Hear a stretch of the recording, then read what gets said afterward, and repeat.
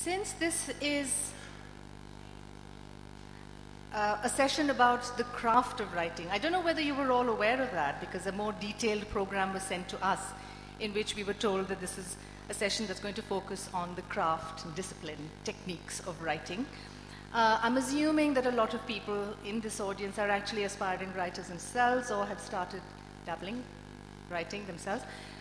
So what I might do is open up the discussion at first with the authors and then break it up somewhere along the way so you get a chance to ask questions. So once we get a sense of which areas you're all more interested in, we might return to the discussion and do it that way. So it's fairly informal. And I will sort of give you a signal. You can hang on to your questions for now, and then you will know when the moment comes, you'll be able to put them to the authors. Well, thank you very much for coming, everyone, to this, what I call the graveyard shift. In any meeting or seminar or festival, post-lunch, everybody kind of nods off. So, which is why I said we'll break it up slightly. I don't want too much of, any one voice or just our voices. So, informal is the theme. And I'm very pleased to welcome 3 extremely talented writers. Anjum Hasan's latest book is a short fiction collection, Difficult Pleasures. She is also the author of 2 novels, Netty Netty and Lunatic in My Head, and a collection of poems called Street on the Hill. She has contributed to anthologies such as HarperCollins' Book of Indian Poetry, The Popcorn Essayists, which is what movies do to writers, and 60 Indian poets. Anjum's book reviews, essays, and travelogues are widely published. She is currently books editor at the Caravan magazine and lives in Bangalore. Benyamin is a Malayalam writer who has lived in Bahrain for the last 21 years. He's had 10 books published in Malayalam, which include 5 novels and 3 short story collections: Euthanasia, The Second Book of Prophets, 20 Years of Christian Quarrels, and Yellow Lights of Death. Very evocative titles, I have to say.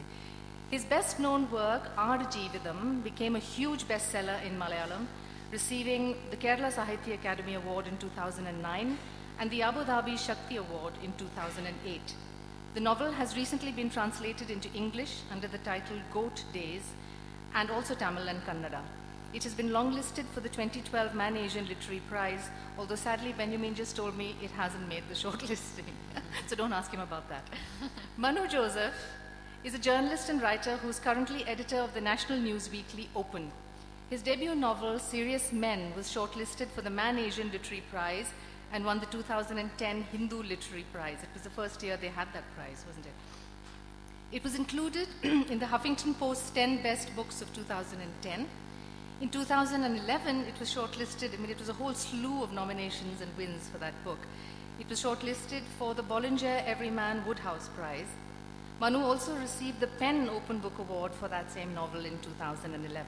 A very hard act to follow. We all know about the difficult second book.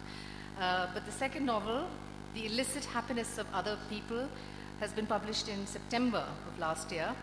The novel has been described as, and I'm quoting from a review, a quirky and darkly comic take on domestic life in southern India.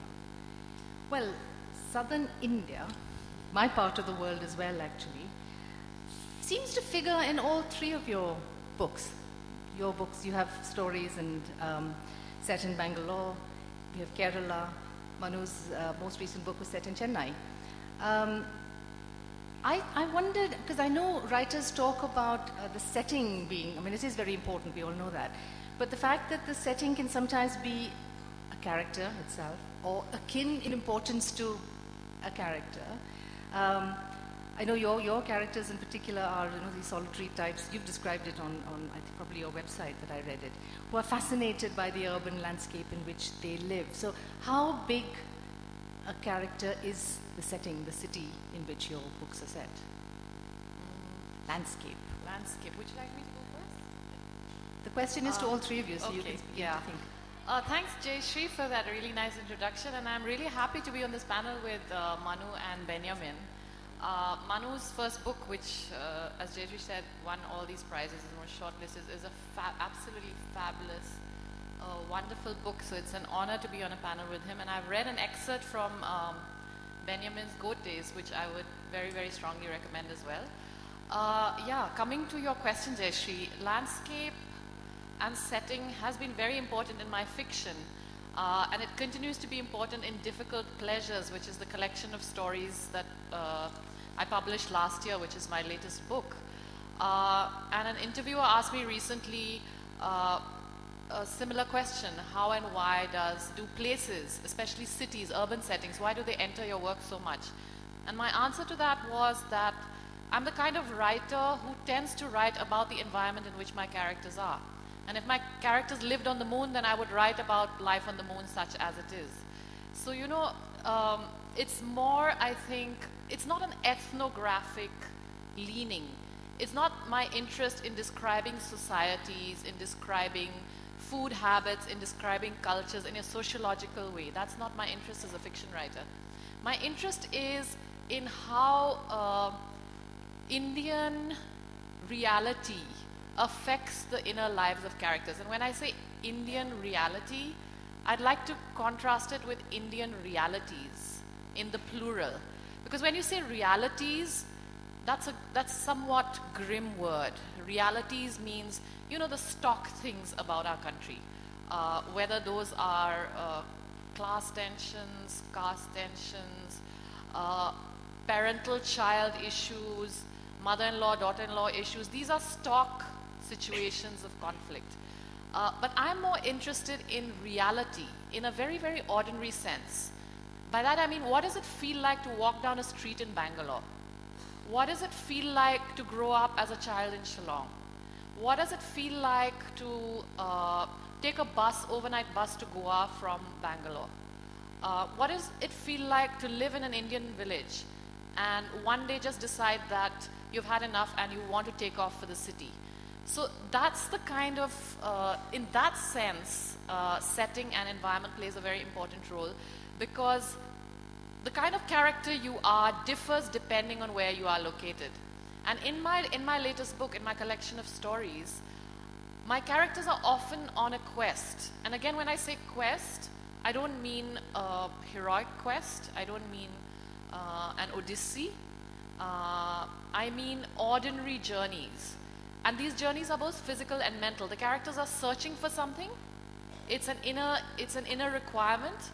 And in order to find that something, they often move physically. They often travel from one place to another. I think I will continue to be interested in place very, very deeply, because I think our fiction doesn't evoke place well enough. More and more I feel I'm drawn to fiction that evokes place, that evokes ordinary textures, and I try to do that as much as possible in my own fiction. Yeah, I didn't mean to suggest that cities played a particularly big role in any of the books, but it's about place and setting, isn't it? I've been reading Goat Days, and I know that, I mean, for the part that I've got to so far, the books are all sent very late to me, so I must admit that my reading has been a bit patchy, but having got halfway, all of it seems to be set in the desert. The desert is the deserts around Bahrain, around Riyadh, isn't it? The Saudi Arabian desert. So for me, that's a huge presence in the book, these kind of massive brooding place filled with boulders. Is that how important was it for you to create that sense of place and time?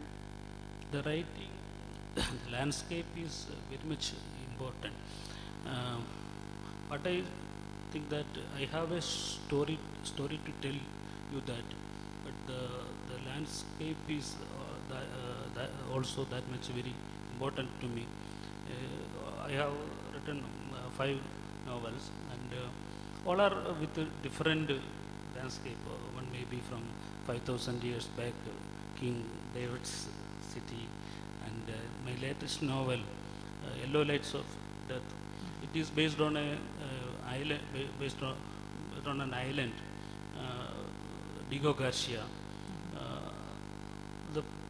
The readers, they are telling that Diego Garcia, if you search for in internet or somewhere, you cannot find out the city what I made in my novel. It is not find out in the reality.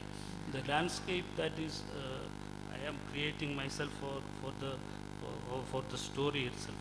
But in the God Days, when you are coming back to the God Days, it is a real landscape is there with the Saudi Arabian desert.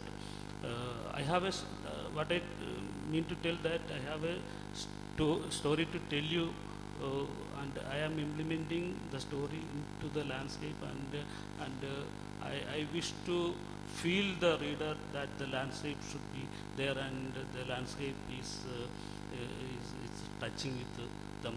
Yeah. It's actually particularly important, isn't it, in this book, that the landscape should mean something, that it should seem real, like you said, it's, to the reader, because so much of the suffering of the protagonist is bound up with the place in which he is. Yeah, actually, what is the feedback I got from the readers, that they felt the desert. What is desert?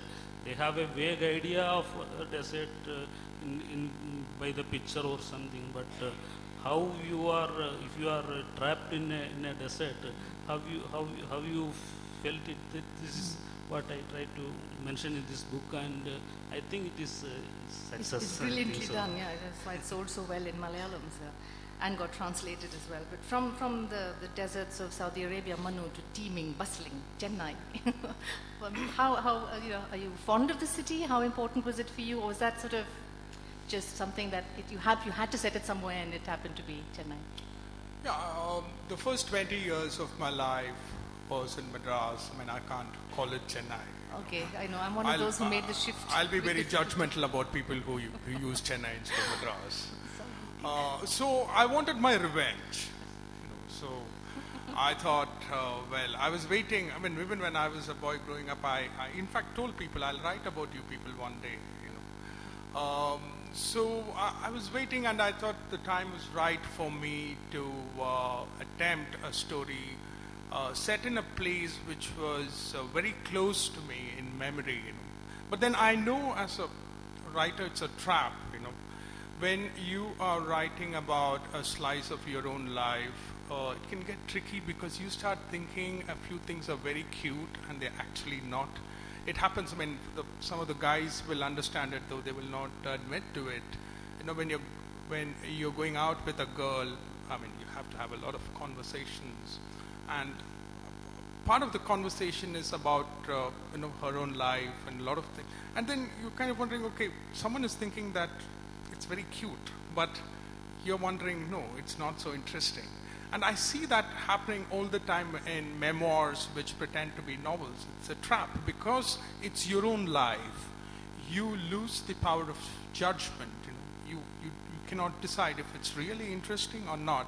So I was very cautious about that.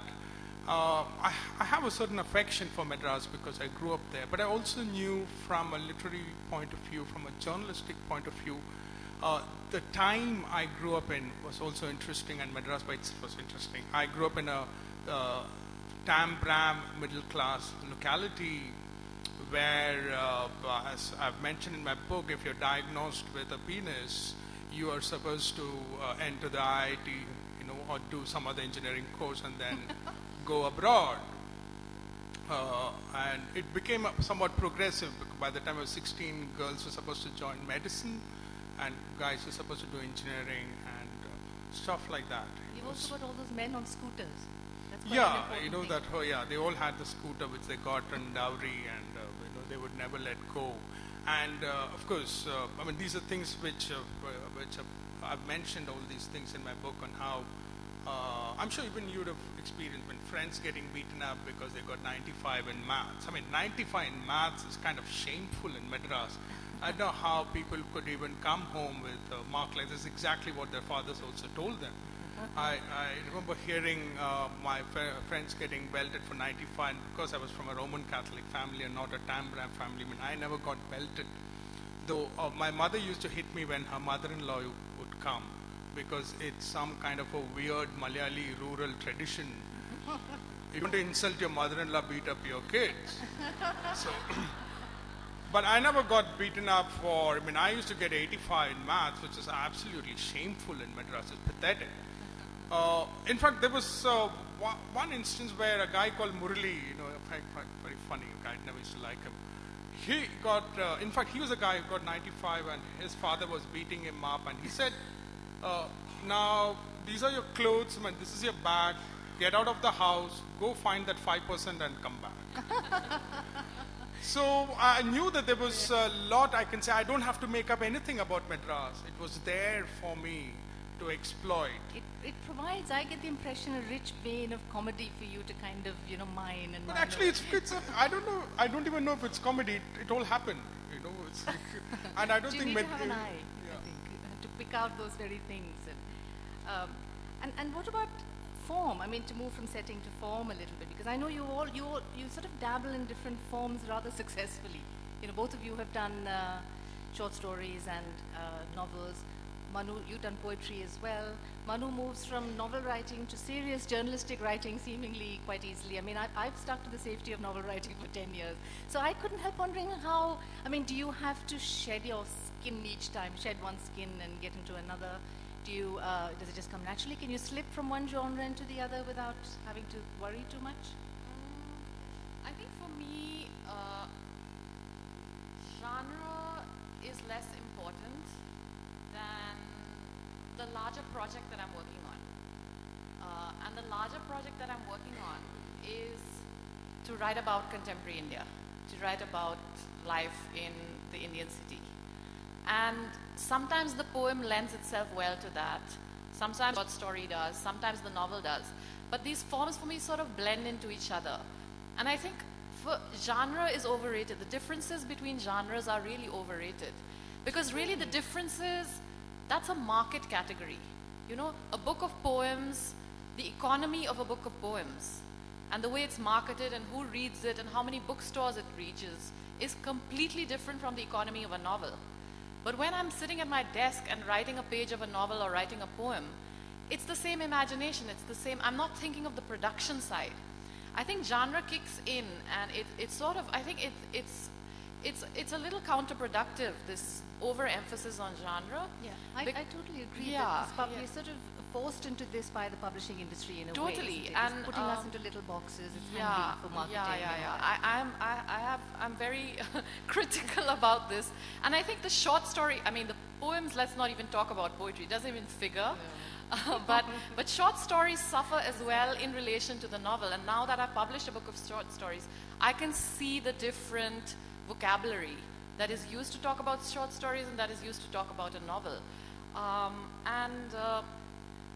I think the short story is accepted, a book of short stories is accepted if it's seen as a novel in disguise. And I'm actually going to stick out my neck and be a little critical of literary prizes here. You can't when you've got someone who's won like 1 million literary yeah, prizes. no, I love Manu's book, so I'm not being critical of Manu, and he deserves all the prizes he's won.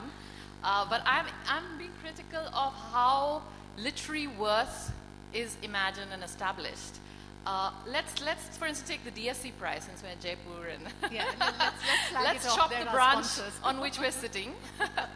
No, I think the DSC prize is a wonderful prize. It's a prize for South Asian literature. And it doesn't focus on the nationality of the writer, it focuses on the subject of the book. And that's wonderfully enlightened. No other prize does that. So I'm a huge supporter of the DSC prize. And I think we really needed a prize like that. But if you look at the fine print, they say only novels are eligible. A collection of short stories is eligible if the stories are connected by theme. Now this is a travesty of the idea of a short story, because short stories are not meant to be connected by theme. A short story is a very exclusive, independent, specific thing. And a writer may choose to write a collection of short stories that are linked, but that should not be an imposition on the form, you know. And I wrote my stories very much as independent creations. To me, all the stories are the value. Yeah. Sorry, could you, for instance, dash off a short story in the middle of writing a novel? Is it something you could do as a break from the other? Yeah, I could do that. I have written, but I haven't dashed it off. I would question the idea that just because a short story is short, it's easy. No, absolutely. I think the best short story writers, and unfortunately there are fewer and fewer people who do only stories, can be extremely, extremely critical and talented artists who are really looking at the form for, you know, everything that it can yield. So yeah, so I think we're so partial to the novel that the only way we can think of the short story is sort of a poor cousin, and that to me is a little annoying. But I mean, I'm also a novelist, so I can't afford to be critical of the novel writing thing. But as far as genres are It's concerned, lucky yeah. that you can do both and you can sort of switch as easily as you seem to do between the two. I mean, has that been your experience, Benyamin? I know your short stories also sell well in Kerala, so what do you think? I mean, presumably you don't get publishers saying, oh, no, not another short story collection. Give us another novel, a big novel. What do you say? In my case, what I think, when I get an idea of, when I get a theme, I don't bother about what it would be. It would be a novel or short story. I try to elaborate the subject how much I can. In some subject, we know that it will not go beyond certain level. The subject itself have some limitations. So I will keep that one as a short story, and I will manage it. But if some ideas coming into when it's come to our mind, all of a sudden we came to know that this stuff having some big span, and we can elaborate with so many ideas, and we can elaborate as a novel. Two of my short stories are going to be film. I asked the directors, how you find this short story as in the short story a film. They are telling that something is there, but I don't know. That may be they are think that short story having an maybe a chance to become a novel or something. Filmmakers seem to prefer short stories for their films. I think the difficulty of condensing a novel into 90 minutes or whatever it's meant to be, it's a lot more difficult for them than expanding a good short story. That's why this God Days is almost from last 5 years they are discussing about the film and dropping again. They are coming up, but the short story, all of us sudden they came up and they started the shooting. The conciseness of that form. Yeah, the form, and I think the short story writing is little bit difficult, and novel is something easier. We have some in the short story we have some limitations to express our That's probably why I don't really do it. The novel, I think. I don't know what about Manu. Journalistic writing, yeah. I mean, I actually see journalistic writing as something that could assist you in finding stories and ideas and all that when you're a novelist alongside being a journalist. Am I wrong completely? No, you're right. But what's amusing is that I get this question all the time. Okay, sorry. And I've given all kinds of answers. I just hope to be consistent. Give me the best one, yeah. But this is a Jaipur exclusive, this answer.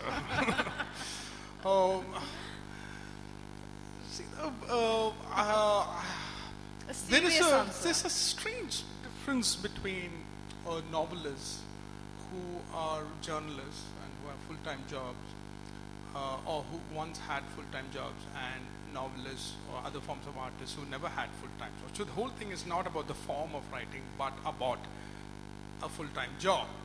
Now, what happens with artists who don't have full-time jobs is that they are somewhat removed from reality.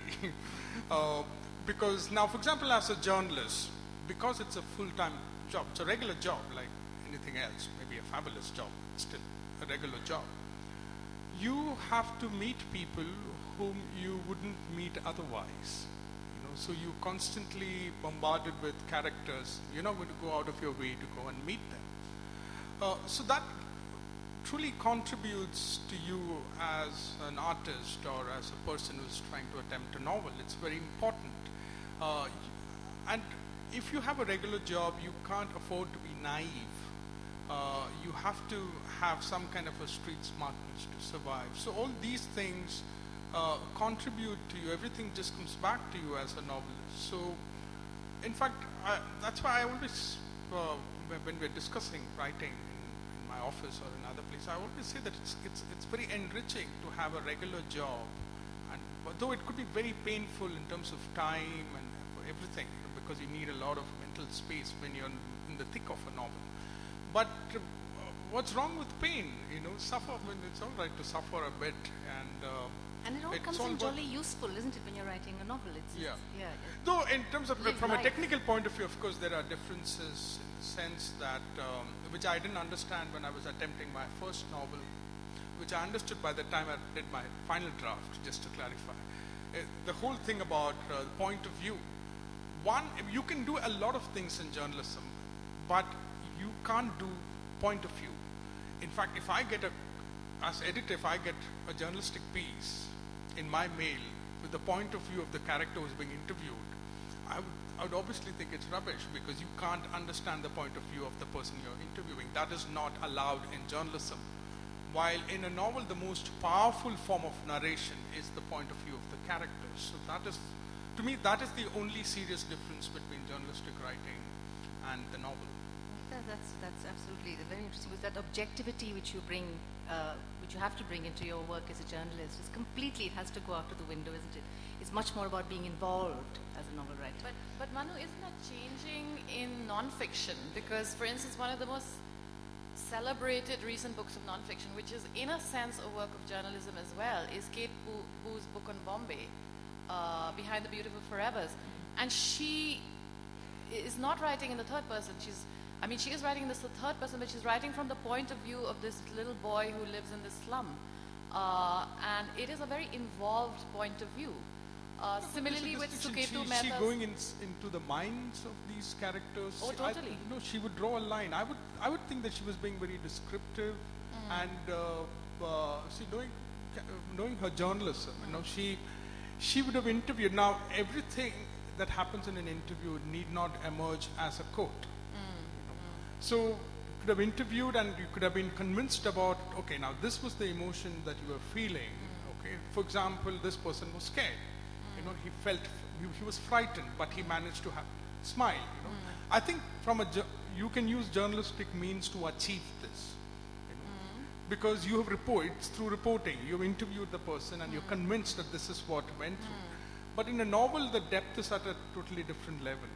Now again, in non-fiction, what should not happen is that if it didn't rain, it just didn't rain. Yeah. It would have been nice for your setting in non-fiction if it was the dark clouds and there was a peacock and all that. But if that didn't happen, you can't just put it in. But I think it's a good point to make, is that non-fiction is increasingly trespassing on what was traditionally considered novelistic I think area. non-fiction writers are more and more using the techniques of fiction. Yeah. And some of the best non-fiction writers have in fact also fictionalized. For instance, the American writer John Berendt, who's written these books about life in America. He just makes up what didn't happen. And of course that's very controversial. A lot of people would say that it can't be non-fiction then. On the other hand, there are writers like Kate Boo and Suketu Mehta who will say they did not make up a single thing. Yeah. And yet it could read like a novel. But that's the pressure So that that's again comes from technique. publishers, isn't it? Is that they want this, what they call narrative non-fiction. They want even non-fiction to sound read like a like story. fiction, isn't yeah. it? Let me add one thing. I think the non-fiction is more difficult than fiction. Fiction is very easy. Otherwise, non-fiction should be very accurate and perfect. Whenever I start everything, I start with the non-fiction. Then I came to know that non-fiction is very. You have to very check every difficult. single fact. It should be everything in fact and. I think to me the interesting question is that if the techniques of fiction are going to be used in non-fiction, then what is it that fiction can do that non-fiction can't? What is it that only fiction can do? That's the question that occupies me, because more and more there is this belief that people want to hear stories that are true. Why make up anything? We have around us enough fascinating material for non-fiction. It might be the unspoken or something. What we do, the point of view, as Manu said earlier, the thoughts.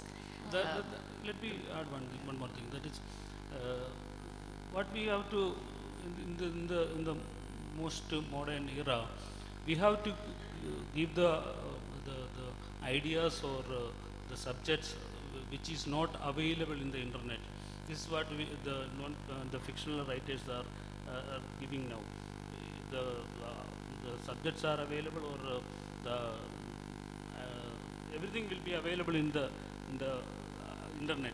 But the fictional writer can give something else which is not available in the internet. That's a very good point. That is not available in the internet. That's another huge I am always competitor. telling to my co-writers in Malayalam, you have to give something new, and if the reader cannot find out in the internet, and something. The other big competitors, I was saying, is the internet, isn't it? One of the fictional writers. Yeah, that's an interest. I think that's true. But to me, what's also the answer I like best to this question of what can fiction do that non-fiction can't is actually Orhan Pamuk's answer, sort of by implication, because he's not addressing this question directly. He's talking about the power of fiction.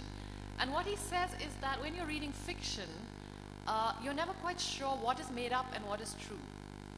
So between the reader and the writer, there's always this state of ambiguity, this imperfect consensus on what is true and what is made up, and that is what keeps you reading because you're curious. And that relationship of ambiguity is, I think, to me very, very important, because we live in a world where we want to, judge and stamp things as right and wrong, right or wrong, true or false. And fiction doesn't allow you to think of the world in that way, in black and white terms, because it's a very ambiguous thing to read a novel. Increasingly, ambiguity is getting out of fashion, though, isn't it? Like you said, people want facts. Yeah, people ambiguity want is going real, out of fashion, and therefore I think fiction will go out of fashion. Because unless we value ambiguity and never knowing for sure, we can't read a novel with pleasure. Is fiction going out of fashion? I don't know. There wouldn't be so many people here who've come to listen to three novelists talking about their trade. I'd be happy to sort of start taking a few questions if you like, but there's one already. I was going to say I had one more I wanted to ask them before, so I'll ask mine later. Oh, you want to? Okay. Since you've got Hi, Anjum. Specifically to Lunatic in My Head, because that happens to be the city where I was born. I happen to know your family well. So just coming, this is about the question about landscape and city as a character, actually. So actually it'll be addressed to all three. Manu had a point, Benny had a point, and even you had. Now, you said your idea is not an ethnographic portrayal. It has to be as ordinary as possible. Now, in doing so, like when you were portraying Shillong, for that matter, I, being a native of Shillong, could relate to almost everything.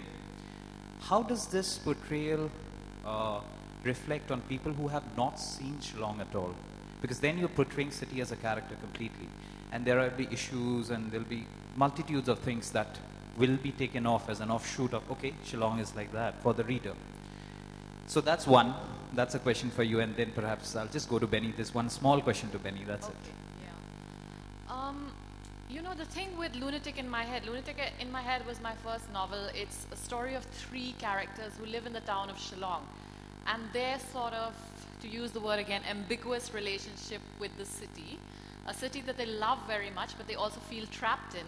And it was also a portrait of life in Shillong in the early 90s. And that means some amount of tension between what I call the outsiders and the locals. A lot of interactions and networks and relationships of different kinds between these communities, but also conflict. Yeah, the novel is not about Shillong in the sense that a work of history or a work of travel writing is about a place. The novel is about Shillong seen through the eyes of these three people. If my characters were completely different, then the Shillong that emerged in the novel would be a different city. So that distinction to me was very, very important. And when readers come back to me and say that this novel could have been my life, I can relate. I mean, I'm thrilled. I'm absolutely delighted, because I think it's the highest compliment a writer can get, that this novel is so lifelike. But at the same time, it's not true that my representation of Shillong should sort of edge out any other possible representation. There could be 200 novels about Shillong that completely invalidate the kind of Shillong that I've portrayed, and that is fine. And the thing is, that is the beauty of fiction, because you can have 200 points of view on the same thing. It's harder with history. It's harder with ethnography. It's harder with nonfiction. If you say X is X, then X is X, If a street has a particular name, then that street has that name. But in a novel, it's about perspective. It's about shifting perspectives. So there can be multiple perspectives in the same thing.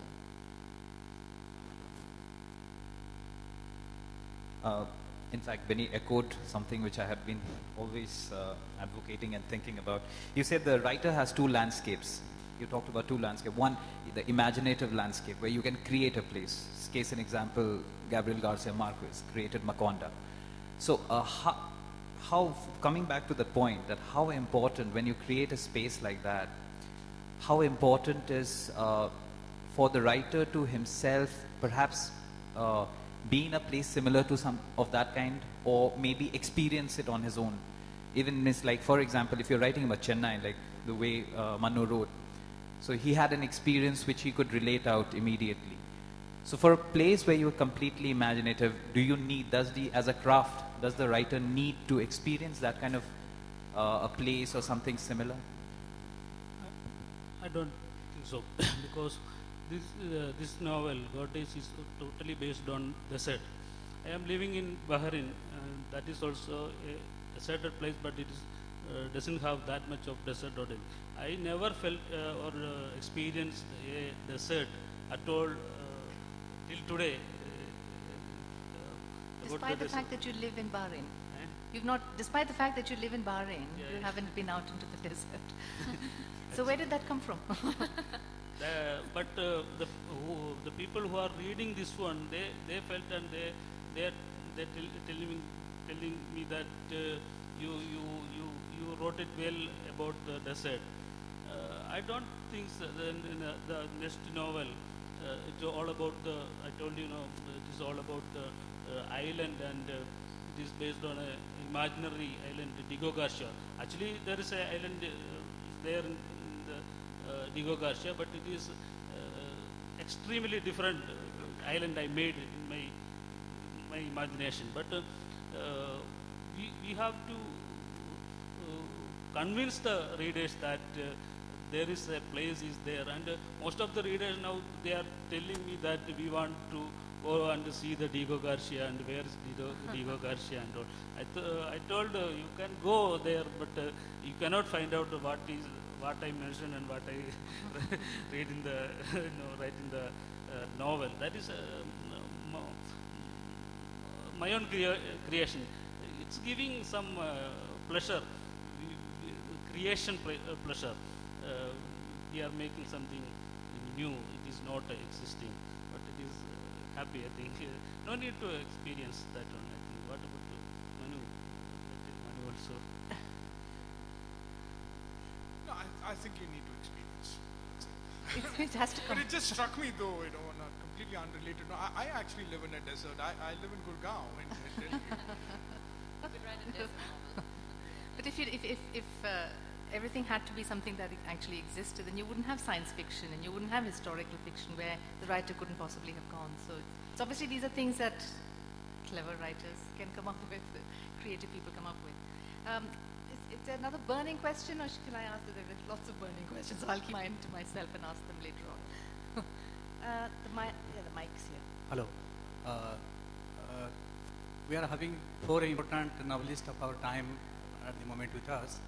And I would like to know, as an aspiring novelist or novel writer, what should, at least 5 things one should follow to make a novel great novel? There's more than 5 things. At least, that's why I used at least 5 things. There are 5 novelists. Each of us come up with one. It can make 20 even. 5 things 5 in order things. to be a novelist. I would say read, and read. Those are my 5 rules to be a novelist. That's all you need. And it will help if you write too. Actually. It's very useful.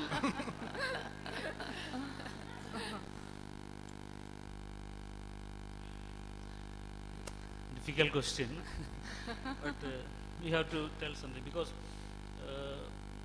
if you are going to be a novelist, you should have a patience to stay with an idea for a long time. This is my experience. Maybe 2 years, 3 years, 4 years, you have to be there with the new characters, new landscape, and everything. You have to be there itself, and that in imaginary world. That is the very important thing. If you are a short story writer, no problem. Within 2 months you can write a short story and you can forget that one. But this long time span should be, the novel should be with you. And as Orhan Pamuk told once, no novel is writing in a single stretch, page by page, events by events, and incidents by incidents. We are putting in slowly. At the beginning, we have only a vague idea about the novel. We don't know what will be the beginning, what will be the ending, and what are the characters are going to enter the novel, and who is going to die, or who. This is what. But slowly, by page, we are creating a new world, and we have to be there for a long time. This is a very important thing, I think so. Patience, persistence. You want to know mine as well. I think as Manu touched upon that in another context by saying live life. You know, you sort of acquire experiences, you listen to other people's experiences. I do some sort of creative writing lectures when I go to colleges, and I get sort of youngish people asking me. I hear them saying things like, I don't get the time, I need to go and sit somewhere quiet on a mountainside and write. Actually, that's not what you want to do. What you want to do is, as Manu said, go out and get a job and be with other people and keep, all the windows of your mind open, and then the novels will emerge once, you've collected enough. And I would add to Anjum's read is edit. Everybody's in such a hurry to send off that first manuscript. You've got to hold on to it, be patient, as Benny said as well, and Kill your own words. That's very important. Is this something that can be taught? I mean, how do you think of writing as, is it an art or a craft? There's a woman called Kate Pullinger, a British writer who also does a lot of creative writing stuff. And she described it as, she said, writing is not a state of being. It is an art, a craft, and a set of technical skills. That was how she put it. An art, a craft, and a set of technical skills. I mean, I don't think any of the three of you have done creative writing courses to get to where you are. So do you think it's something that, it's an art that you've kind of somehow acquired? Or can it be taught? Are there benefits to these many creative writing courses that have mushroomed? I think there are some benefits to a creative writing course, for sure. I wouldn't write them off, though I've never taken a course myself. Which is that you learn how to read your own work, you learn how to spot pitfalls, you learn how to read other people's work, you learn how to critique, you just learn how to read. I think reading more than writing is what you can learn. And reading sometimes needs to be learned as much as writing. And to my knowledge, a creative writing course really can help you read well and read critically. But I think the school of life, taking off from what Manu said, I think that's a better teacher of writing. Yeah. The school of life and the opposite of that, which is withdrawing to a room and just reading and thinking. You need that as well. Yeah. I think you do need that as well. Thinking time. What Stephen King calls his boys in the basement or something he has in his book on writing. Sorry? His boys in the basement. I think that's his thinking time when the work is kind of going on some level or somewhere else. Okay. That's how he refers to it. What do you think? Is there a benefit in, I was thinking there are some benign forms of fraud. I think creative writing courses, I think they fit in there, because apart from the people who have been trying to learn creative writing, in the hope that they will gain something from it, I've also been talking to some people who teach creative writing. And if I constantly maintain a mysterious smile throughout the conversation, they just, at the end of it, I think they say, look, we can't exactly teach how to write, but as one person said, but we teach them how not to write, which is probably, which is interesting, which could be useful, actually, because as editor, when you read a lot of copy, you feel that maybe it would be useful for this person to know what not to do. Yeah. You know, Read just lots because you discovered the word metaphor, it does not mean that your next copy is entirely metaphorical. You know, so a lot of small things like that. I don't think it. I'm not someone who believes that it can be learned, because there are a lot of things which go into it. You know, you also have to be some kind of a delinquent, I feel, to finally sit down and write a novel. Again, you should be willing not to hide behind a pillar and write. If you want to write about your mom, just say it. You know, just write exactly what you want, and don't be worried about being too cautious or being too correct. I think it was Nabokov who said, is it aspiring writers make the best readers? So, you know, it's about learning to read well as well. I think something about sex scenes. Sex scenes. Yeah, something about writing sex as far as male writers are concerned. It's like it's filled with horrible prose. Even among very good writers, it's horrible, you know. So even for my own novels, I try to stay away from it, you know, because in terms of prose, exactly the way a guy would want to write a sex scene, it just doesn't work. So maybe there must be, if there is a course which says that, okay, now we're going to teach you how to write sex in a novel, I think there'll be a lot of very famous writers who would probably enroll. They've got a bad sex award, isn't it, in Britain, I think. Okay, question. See, we are talking about novels, not crap. Yeah, somebody explain 50 Shades of Grey and the success of that. Hello? Yeah. Is it getting? Yeah. My question would be for Anjum. That how do you do your research? I mean, do you personally go to every place you want to write about, or you just, gather the stuff from the internet, or, and just making it up, because you can't really go there? And my second question would be, I'm sure a lot of work goes in making a short story, and you still have to make good characters in there. So don't you feel kind of cheated? Don't the reader should feel kind of cheated because you end it short, because you don't know what the future could have holded for them? Because we would be interested to see what the future could have holded for these beautiful characters, but that's a short story. I mean, that's a limitation. So that makes, I think, a novel greater than a short story, because that gives us the grandeur, that gives us the scope, the scale of the thing that could have happened, and that happens. Because just short story just like a device for a moral you want to present to your reader, and you just don't know what the future could have holded for them. Have you got the question? Yeah, sort of. I think the model of the novel that you're thinking of, where we get the whole sweep of a character's life, circumstances in which he was born, he lived, and how he died, that is the 19th century model. But the modernist novel is like a short story. Look at Virginia Woolf's novels. Mrs. Dalloway is just over the course of a single day or a few hours. James Joyce's Ulysses is just over a single day. It's like a long short story. So we also have to remember what models of the novel are we operating with, A novel may also be as enigmatic and not tell us the beginning, middle, and end as completely as we like. And that is because I think that's how we live our lives, Like in a city, you live in a city. I grew up in a small town and then moved to Bangalore. And one of the things that struck me in the big city is that you're constantly surrounded by strangers. You go out on the street, you travel in a bus, you go into the airport, you go to a shopping mall. You're always surrounded by dozens and hundreds of people who you do not know and will never know.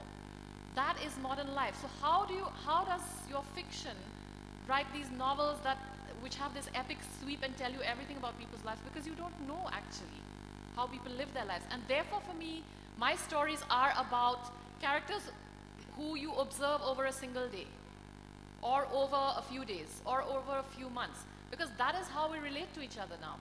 We don't live in the 19th century world where you can write these novels that, give you the whole picture. So I think you also have to look around us and see what are the kind of lives we live, and how does that relate? How does that relate to fiction?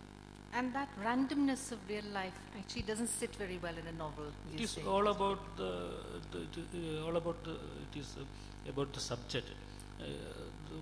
In the new novel I told about the imaginary world, the Digogasha. The same novel we have a real world also, that is a ancient city named Udayamperur in Kerala. I went there and I made so many researches about it is the novel is starting from almost 1498 when the Vasco da Gama came, and till 2011 with Orkut and Facebook people, and to confuse the people I made two worlds, that is one is real Udayamperur real world and the imaginary world, both in together. So if you are placing a real world or real city, it is better you have to make a better research and study all about that city. Don't give bad ideas to the people or wrong informations. So we have to do so many researches and studies in the novel, but it should not shown the novel as seen like a newspaper story or something. It should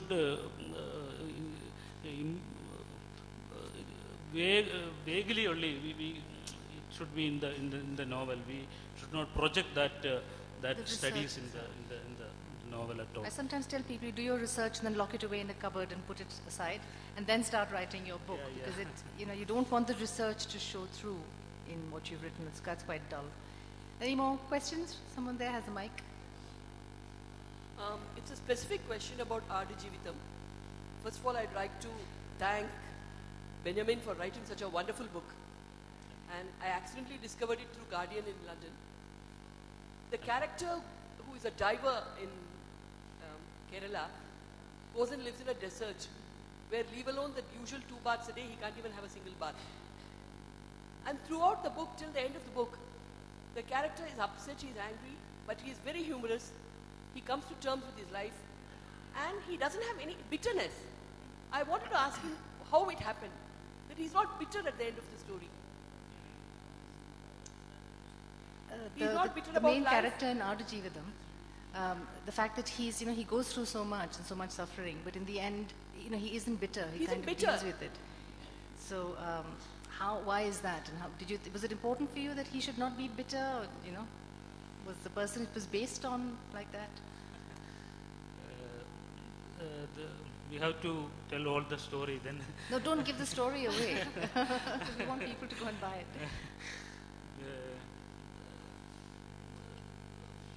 The main character went through so many sufferings, aliens and sufferings, but the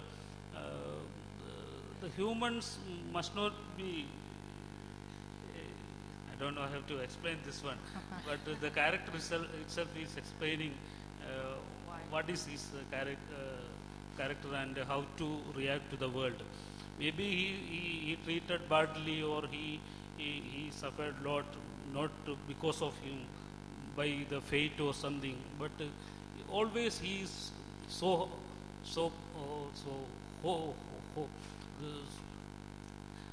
happiest man in the world.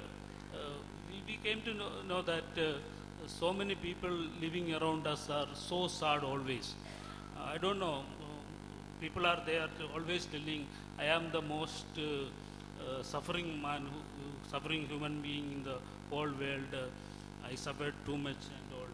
But when you meet this Najib, all of a sudden you came to know that you are the least person suffered, and what he went through and all.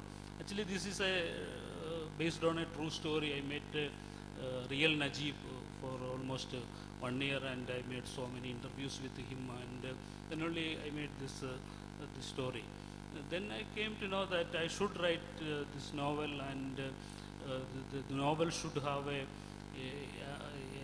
idea to give the people to live courageously, and we should keep the hope always. he's living almost 3.5 in a desert alone with God only the companion. He treated badly, and all these days he keep the hope in and faith, hope and faith. Now you're giving the story away, so I think I'm going to stop you there. But I do know that it really opens your eyes, the reader's eyes, to the plight of the many Gulf Malayalis suffer. They come back with lots of money, but what they sometimes have to go through is the most unenviable. I think I don't want to explain the character itself. Explain to you why. Yeah, we have probably time for literally like half a question. Yeah, and then you can do this when you want me to stop. There's one there. Yeah, hi. Technical question. As a writer of short stories, I always found it very difficult to move on to a novel form. So can you just give some tips? How do you make this shift from writing short stories? A short story is generally based around a twist or a character or something, very limiting. How do you move to writing for a long form to something which is like 10 or 12 times the size of a normal short story? I think you'll make the move if you want to make the move badly enough. I think it's about wanting to. And I think it's about having that story that requires the longer form. Because I think the story or the pattern or the sort of this creation that you have in your mind, that will suggest the form. So it's not just about, I've written in the shorter form, let me try the longer one. I think it's the other way around. You have something that's crying out to be told in a novel. It can only be told in a novel, and then you make the shift. So I think you have to start with your subject matter. Do you have a story that can only be told in the longer form? We'll take one last question. One last question then. What is Manu Joseph's favorite work of fiction and his favorite work of non-fiction? I think for a long time it was, even after I read Disgrace by Kudze, I was very sure it was 100 Years of Solitude, but I think now with maturity, etc., it's Disgrace. Though I should say that 100 Years of Solitude has been greatly misunderstood as magical realism. The reason, because I'm not very fond of magical realism. There's enough reality to sustain literature for the next few centuries. It's just that if you listen to, if you're in a third world country and if you have a good ear and if you listen carefully to your ancestors, not the dead ones, that means you have problems, the live ones, grandmothers, great-grandmother, and their stories from villages, and if you write about those stories without the condescension of interpretation, it will appear to be magical. Now, for example, a few months ago, there were red rains. 1 or 2 years ago, there were red rains over Kerala. They were actually red rains. These rains were red. And because we are in these times, the scientists had an explanation for it. But imagine, this is apparently a very common phenomenon in Kerala and other places. But imagine someone 100 years ago describing red rains. And it's a fact. But when you try to just describe something like that, which you do not understand it in scientific terms, it will appear to be magical realism, which is what I believe Marquez did in 100 Years of Solitude. But Disgrace, I can't explain why Disgrace is so powerful, because it's just that the language is so precise that I found Disgrace extremely powerful. So that would be my. But non-fiction is very. See, I can't have favorites in non-fiction because they all something. But then I'm surprised a lot of people have not read a book called Stasi Land by Funda. How it is? What's her first name? Sorry, I forget her first name. But it's about East Germany and what East Germany did to East Germany. So these are my favorites.